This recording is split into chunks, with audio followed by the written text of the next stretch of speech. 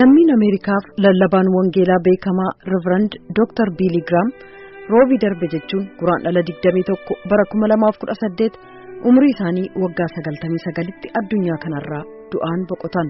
Biili Grahaam Afriikaadhaa qabee Laatiin Ameerikaa, Eeshiyaa fi Awurooppaa mara keessatti gama televiziyonaaf ofii isaaniis argamanii misraachoo wangeelaa uummata miliyoona hedduutti lallabaniiru. Kanaanis lubbuu hedduu gara wangeela isa jaallatanii kan Kiristoositti hawataniiru. Biili Grahaam gorsaa amantii, michuuf gorsaa pirezidaantota Ameerikaa sanyiin utuu addan baasiin fira nama maraa turan. Sirna yaadannoo kabajaa kan namoota xiqqoof biilsa mana maree Yuunaayitid Isteets kan Kaapitool jedhamu keessatti geggeessamullee godhameeraafi. Pirezidaantiin Ameerikaa Doonaald Tiraamp sirna yaadannoo kabajaa isaanii kan biilsa mana maree bakka bu'oota uummataa Ameerikaa irratti argamuudhaan akkas jedhan. Today we give thanks for this extraordinary life, and it's very fitting that we do so right here in the rotunda of the United States Capitol. Har'a jireenya ajaa'ibaa ayyaana qabeessa kanaaf kabajaa keenya ibsina. Har'a bilisa mana maree Kaapitaal bakka seenaan uummata Ameerikaa bareedaa keessatti walga'e keessatti sirna kabajaa isaaniif gitu gaggeessina.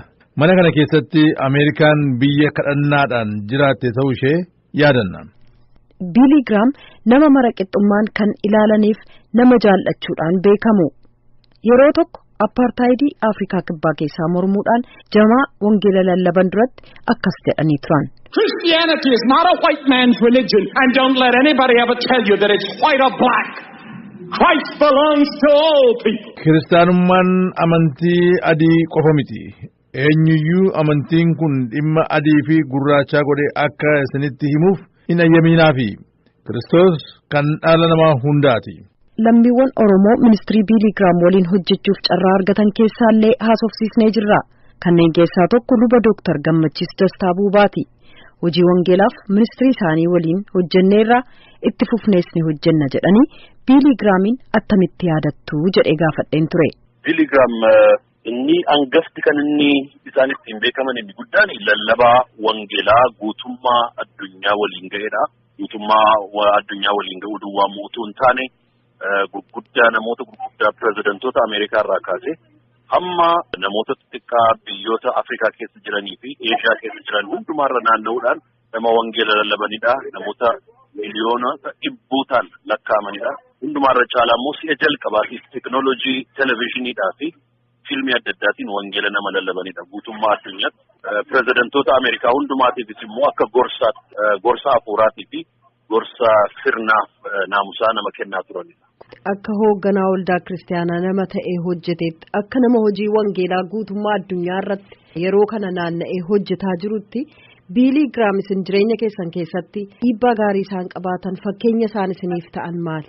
Biili Grahaam anaaf fakkeenyummaa guddaa hedduu nama qabanidha. Tokkoffaa tajaajilliif hojiin isaanii waldaa kiristaanaa keessatti yookiin immoo dallaa waldaa kiristaanaa keessatti nama ittifamee taa'e. Biili Grahaam waldaa kiristaanaa keessattis haa ta'u mana mootummaa keessattis nama hojii bal'aa hojjetedha. Mootota Ameerikaa pireezidant Riichard Niksan duraa kaase hamma Joon F. Kennedytti hamma Lindanitti hamma Baraak Obaamaatti nama gorsedha. Kanaaf tajaajilli isaanii mana waaqayyoo keessattis mana mootummaatiif mootota keessattis nama dhiibbaa guddaa fidedha. Kanaaf hojiin nuyi hojjennu hojii nuyi wangeelaaf hojjennu yookiin hojii waaqayyoo nuyi hojjennu gartokkee duwwaa akka hin taane guutummaa ilmaan namaa tuquu akka danda'utti nama fakkeenya guddaa nuuf ta'anidha. Hundumaarra caalaa immoo kanan hin irraanfanne falmaa fi qabsoo gurraachonni biyya Ameerikaa keessatti gochaa turan hooggantummaa Dr. Maartin Luther Kingin isaan Maartin Luther Kingi wajjiniin walitti dhiyeenya guddaa nama qabaachaa turan. Ameerikaanis immoo warra gurraachaatii fi mirga guutuu akka kennitu nama dubbatedha. Kanaaf yeroo wal cibbuutti araaramu yeroo rakkinaatti immoo bilisummaa akkasumas immoo cubbuudhaa fi hidhaa seexanaarraas namoonni akka isaan gargar ba'an nama hojjetan waan ta'eef hunduma keenyaaf fakkeenya guddaa ta'uu ideen fudhadha. Isin egaa waaqayyo carraa isinii kennee carraa argattanii addunyaarra naanna'ee nama wangeela lallabu bara kana keessatti ka'e keessaa tokko carraa kanaanii ministirii Reverend Biili Grahaam waliin yookaanis immoo isaanii waliin yookaan namoota isaanii wajjiniin hojjetanii wajjin kallattiidhaan wal argitanii dubbachuuf carraan argattan jira ministirii isaanii wajjiniin isa ta'u. ministrii isaanii wajjiniin baay'ee walitti dhiyeenya hin qabaanna yeroo baay'ee Charlotte nan deema biiroon isaaniitiifis Biili Grahaam Centeriin achidha. Achi dhaquudhaan muuxannoo hirmaachuu, gorsa fudhachuu, shaakala isaaniirraa baruu si'a baay'ee gooneerra gara fuulduraattis immoo walitti hidhannoo keenya baay'ee walitti dhiyeessina. Bishoopiin wajjiniin hojjedhus as North American Lutheran Church keessatti Dr. Biili Grahaam akkasumas immoo ilma isaanii Franklin Grahaam wajjiniin walitti dhiyeenyaan hojjenna. Keessumaa institutionii guddaan tokko jira Gordon Conwell kan jedhamu biyya Charlotte keessa magaalaa Charlotte North Carolina keessa isaanii wajjiniinis walitti dhiyeenya qabna. Kanaan duras televizyinii keenya irratti televizyinii moo'aa irratti sagantaa labsii ifaa irratti waa'ee Biili Grahaam dhalootaa fi dargaggoota biyya keenya keessumaa Oromoo gidduudhaa ka'anii fakkeenya akka isaan ta'anii fi hooggantummaa isaanii akka fakkeenyaatti akka barsiisaatti akka dookumentariitti si'a baay'ee dhiyeessineerra. Gara fuulduraattis kana hin goona. Baay'ee irraa barra. Anamma yeroo kana Heetiin jira. Republic of Haiti keessa jira. Achis wajjiniin haasa'aa jira. Achis hojii guddaa dhiibbaa guddaa keessumaa Haiti keessatti sochiin lafaa ta'ee namoonni gaaga'ama guddaa keessa yeroo galan hojii guddaa kan hojjetan keessaa tajaajila Biili Grahaam keessumaa kan ilma isaanii Samaritan First kan jedhamu. Tole gaaffii gosa dhumaa ta'a nama guddaa mootonni biyya lafaa dhaggeeffatan pirezidaantonni biyya isaanii keessaa isaan dhagaan addunyaarra kan jiru namoonni iddoo isaan dhaabatanii wangeela lallabanitti gurra guutuu kennuufiidhaan nama isaan dhaga'u kana dhaloota boriitii fi jireenya isaaniirraa fakkeenya akkamii fudhatu ergaan gama keessanii. Waan gaggabaabduudha tokkoffaan namni tuffatamoo akka Biili Grahaam ijoollummaa isaaniitti nama waan tokkotti hin galan jedhamanii tuffataman turan yeroo baay'ee hin dubbatu. Ani addunyaarra naanna'ee kana hundumaa hojjechuu koo waaqayyoonis nan dinqifadhaa maaliif akka inni na waames naanna dinqaa. Nama baay'ee tuffatamaa ture nama waan tokkotti hin gala hin jedhamnetu addunyaarra naanna'ee hojii kana hundumaa hojjete tokkoffaa. Kanaaf har'a namoonni akka nama hin tuffanne dargaggoota keenya akka hin tuffanne carraa yoo kennamee fi ilmoon namaa wanti inni hojjechuu hin dandeenye hin jiru. Lammaffaa tajaajila keenya keessatti daanga'amuun nurra hin jiru. Tajaajila Yesuus Kiristoos yoo fudhanne daangaan qabu ture. Dallaan qabu ture. Institution biiroo yookiin immoo dhaabbata gurguddaa ijaaree keessatti hin hidhamne addunyaa hundumaa irratti waan tamsa'uuf gadi ba'u ture. Isa kana kan Biili Grahaam irraa arginus. Inni dhumaa tajaajilli keenya mana qulqullummaa Waaqayyoo waldaa kiristaanaa keessa duwwaatti daanga'amuu nurra hin jiru. White House hin deemu turan. Kan isaan White House hin deemanii dubbatan pirezidantoota kana jaalalatti agarsiisuu duwwaadhaaf. Ifannaadhaaf hin deemu turan. Yeroo morman, yeroo mootummoonni garmalee namoota rakkisan dhiisaa ittiin jechuudhaaf hin deemu turan. Yeroo mootummoonni waan gaggaarii hojjetan jabaadhaa ittiin jedhuuf immoo hin deemu turan. Si'a tokko immoo fakkeenyaaf jireenya Biil Clinton keessatti yeroo inni cubbuutti kufee jireenyi isaa miidhamee namni isa jibbe na bira dhaabatanii na jajjabeessanii nama na godhaniidha Biil Clinton. Kanaaf tajaajilli Biili Grahaam jajjabeessuu qabaa, ifachuu qabaa, gorsuu qabaa, kan hundumaa of keessaa qaba. Nama guddaa addunyaan kun dhabde haa ta'uyyuu malee garuu leegasiin isaanii, gorsi isaanii, hojiin isaanii bara baraan dhaabbatee hafa. Isaanirraa waan guddaa baranna. Dhaloonni keenyas keessumaa dhaloonni dargaggoonni Oromoo akkasumas immoo biyyoota Afrikaa iddoo adda addaa keessa jiran baay'ee irraa baratu jedhee tan abdadha. Anaaf fakkeenya guddaa naman yeroo hundumaa irraa baratudha. Luba Dr. Gammachiis Buubaa ibsanuu kennitaniif maqaa dhaggeeffattoota keenyaan hedduu galatoomaa. Atis galatoomitu jubee galatoomaa hundumti keessa. Kabroon namni an dubbise kutaa Minisootaa keessa kan jiraattu Adde Burtukaan Ayyaanaati. Adde Burtukaan ministirii Biili Grahaam waliin hojjechuun akkasumas isaan waliin illee wal arguuf nama carraa argate keessaati. Jalqaba isaaniin kanan arge gama televiziyoonaa lallaba isaan dabarsaniin jette Adde Burtukaan. Akkuma beekamu isaanii akkuma lallabdoota baay'een lallabanii TV irraanii yommuu isaan lallabanii teenyee dhaggeeffannaa taa'ee dhaggeeffata personaalii waamicha isaan lubbuudhaa godhaniis baay'ee nan argaa. Akkasumas immoo anaa bu'aa guddaa kan naa buusanii barsiisa isaanii barsiisan yeroo lubbuu haaraa waamanii isa teenyee dhaggeeffanna karaa TVdhaati kan isaan beeku dura. Bu'aan isaanirraa argadhe waamicha isaan lubbuu haaraadhaaf go'an suni anaanis keessa koo keessa waan jiruufi baay'isanii barumsa guddaan isaanirraa baradhe karuma TVti kananii jalqaba isaanii baree jechuudha. Ati egaa Biili Grahaamii wajjiniin yookaanis immoo ministirii isaanii wajjin hojjechuudhaaf namoota carraa argatan keessaa tokko maal hojjetaa turte isaanii wajjiniin? Biyya Ameerikaa eegan dhufe kaalejii deemeen achitti digirii sooshaal workarii eegan argadhee booddee hojii barbaadachaan ture.